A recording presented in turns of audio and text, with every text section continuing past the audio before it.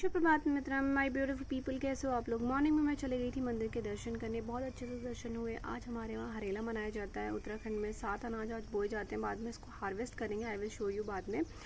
अच्छा, उसके बाद मैं आ गई थी अपने मित्र के साथ देखने की कैसा हो रहा है पहाड़ों में, क्योंकि हमारे यहाँ 4-5 दिन से बहुत तगड़ी बारिश हो रही है। It's raining cat and dog literally. और हमने खाया भुट्टा, इंजॉय करा। बहुत मिर्च हो रही थी बट अच्छा लगा। व्यू देखो ना, मतलब क्या ही बोलूँ, बहुत अच्छा लग रहा था आंखों को और सुकून मिल रहा था। आते वक्त देखा कि गौला नदी भर चुकी थी। मम्मी ने देवी को करेला दिया और ये देखो करेले को एंजॉय करने लगी। ऐसा रहा मेरे